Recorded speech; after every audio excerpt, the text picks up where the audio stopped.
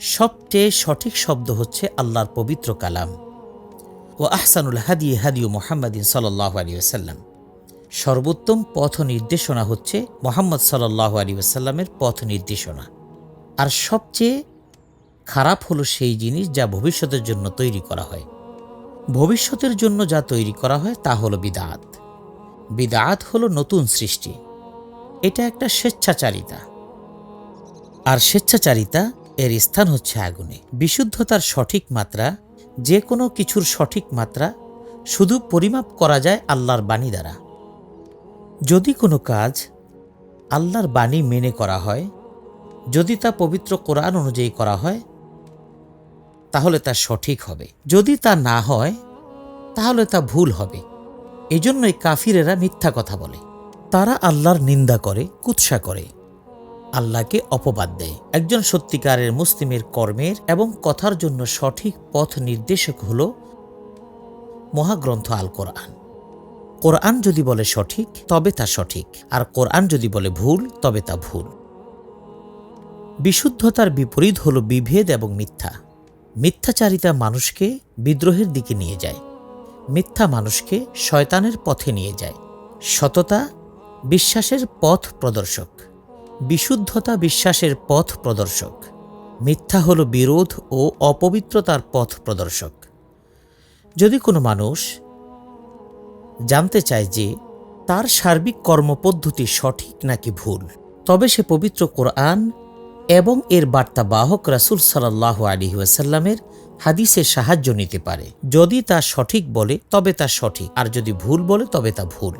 কোরআন হচ্ছে আমাদের মানদণ্ড।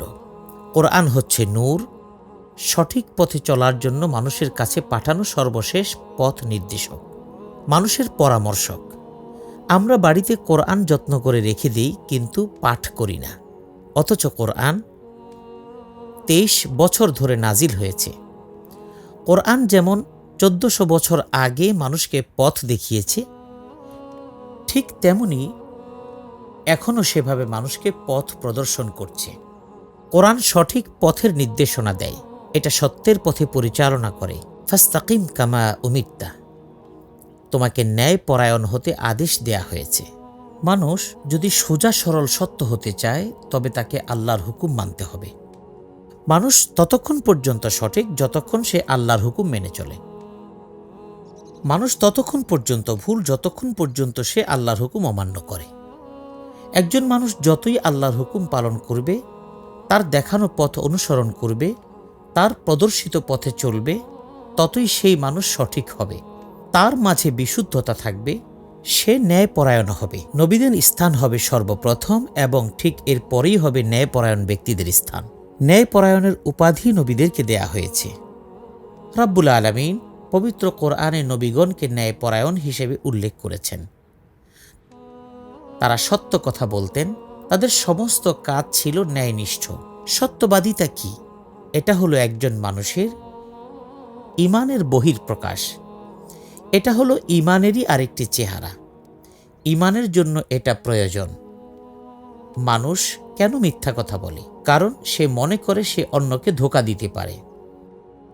সে আসলে মানুষকে ধোঁকা দিতে পারে, কিন্তু সে কি আল্লাহকে ধোঁকা দিতে পারে? মানুষ আল্লাহকে ধোঁকা দিতে পারে না। একজন মুনাফিক ভাবে যে সে আল্লাহকে ধোঁকা দিচ্ছে, কিন্তু আসলে সে নিজেকেই ধোঁকা দিচ্ছে। একজন মানুষের হৃদয়ে যদি ঈমান থাকে তবে সে অবশ্যই ন্যায়পরায়ণ হয়ে উঠবে, কারণ সে জানে আল্লাহকে ধোঁকা দেওয়া সম্ভব নয়। সে এও জানে যে সে মানুষকে ধোঁকা দিতে পারলেও আল্লাহকে ধোঁকা দেওয়া সম্ভব না, কারণ সে জানে তাকে তার কর্মের প্রতিটি হিসাব দিতে হবে, যা সে প্রতিনিয়ত বলে থাকে। আর এই জন্য বৃদ্ধ লোকেরা তাদের জিহ্বাকে মসৃণ রাখতেন, কারণ মানুষ মুখ দিয়ে যা বলে তা একান্তই তার নিজের কথা। আর কোনো কথা বলে ফেললে তার দায়ভার তাকেই নিতে হয়, কারণ সেই কথাটা তার নিজের। আর এর জন্য সে আল্লাহর কাছে জবাব দেবে। তাকে তার প্রতিটি কাজের হিসাব দিতে হবে। আসল বিষয় হলো মানুষ আল্লাহর হুকুম পালন করে নাকি করে না। মানুষ কি আল্লাহর হুকুম অনুযায়ী কথা বলছে নাকি আল্লাহর হুকুম অনুযায়ী কথা বলছে না? রাসূল সাল্লাল্লাহু আলাইহি ওয়াসাল্লাম বলেছেন, যে আল্লাহ এবং আখিরাতের প্রতি ঈমান এনেছে সে যেন অবশ্যই চুপ থাকে।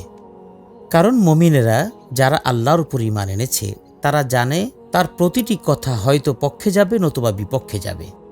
সাধারণত মানুষের নিজের কথা তার বিপক্ষে যায়, কারণ দুনিয়ার এই পরীক্ষায় মানুষ অনেক অপ্রয়োজনীয় কাজ করে থাকে। সে এমন কিছু করে যা ক্ষতিকর, আবার এমন কিছু কথা বলে যা ক্ষতিকর। মানুষের উচিত এই সকল বিষয় এড়িয়ে চলা। রাসূল সাল্লাল্লাহু আলাইহি ওয়াসাল্লাম বলেছেন,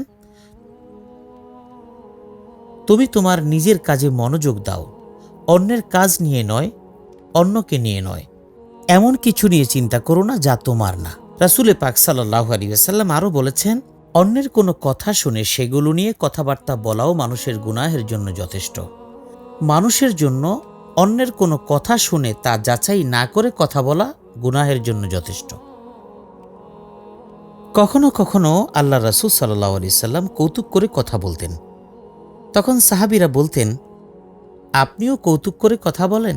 রাসূল সাল্লাল্লাহু আলাইহি ওয়াসাল্লাম জিহ্বা দেখিয়ে তাদেরকে বলতেন, আমি শুধু আল্লাহর কথা বলি, মুমিনদেরও তা করা উচিত। তার জবানে, কথায় এবং কাজে আল্লাহ ছাড়া আর কিছুই থাকা উচিত না, কারণ মুমিন হচ্ছে আল্লাহর খলিফা।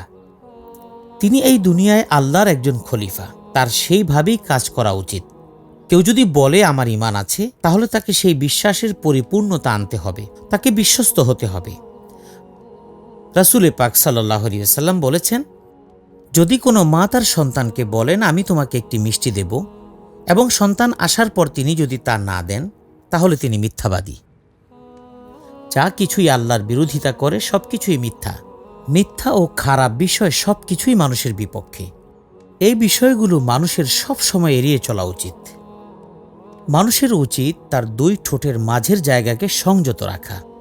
রাব্বুল আলামিন মানুষকে একটি জিহ্বা ও দুইটি ঠোঁট তার অভিভাবক হিসেবে দিয়েছেন। মানুষের নিজেরই উচিত তা হেফাজত করা, তার নিজের জিহ্বা রক্ষা করা উচিত। মানুষ যদি কোনো খাবার খায় এবং তা যদি মানুষের জিহ্বার কাছে থাকে, তা সে খেতেও পারে আবার ফেলেও দিতে পারে। দুনিয়া এবং আখেরাতে উভয় স্থানেই মুসলিমদের মিথ্যা থেকে সেভাবে পালানো উচিত যেভাবে সিংহ দেখলে পালায়। কারণ মিথ্যা মানুষের ভালো কর্মকে ধ্বংস করে দেয়, তাকেও ধ্বংস করে দেয়। এটা মানুষের বিপক্ষে কাজ করে। মিথ্যা বলা সম্পূর্ণ অনর্থক। এমনকি ছোটখাটো মিথ্যা বলাও পরিহার করা উচিত। অপরিচিতরা মিথ্যাকে অনেক রঙিনভাবে উপস্থাপন করে। তারা কখনো বলে সাদা, কখনো বলে গোলাপি। মানুষের জানা উচিত মিথ্যার কোনো রং নেই, মিথ্যা সব সময় মিথ্যা। যেমন রাসূল সাল্লাল্লাহু আলাইহি ওয়াসাল্লাম হাদিসে প্রসঙ্গে বলেছেন, মিথ্যা জাহান্নামে যাবে, আগুনে পুড়বে। মিথ্যার পরিণাম এটাই। রাসূল সাল্লাল্লাহু আলাইহি ওয়াসাল্লাম বলেছেন, ন্যায় পরায়ণতা হচ্ছে বিশ্বস্ত হওয়া, সর্বশক্তিমান আল্লাহর পথে চলা, আল্লাহর হুকুম অনুযায়ী বেঁচে থাকা, তার আদেশ পালন করা, সৎকর্ম করা। সৎকর্ম মানুষকে জান্নাতের পথে নিয়ে যায়। মিথ্যা মানুষকে গুনাহ ও অপকর্মের দিকে নিয়ে যায়, আর গুনাহ ও অপকর্ম মানুষকে জাহান্নামের আগুনের কাছে নিয়ে যায়। রব্বুল আলামিন আমাদেরকে মিথ্যা থেকে রক্ষা করুন। রব্বুল আলামিন আমাদেরকে ন্যায়ের পথে রাখুন। রব্বুল আলামিন আমাদেরকে সততার সাথে চলার তৌফিক দান করুন। ওয়া আখিরু দাওয়ানা আনিল হামদুলিল্লাহি রাব্বিল আলামিন। আমিন।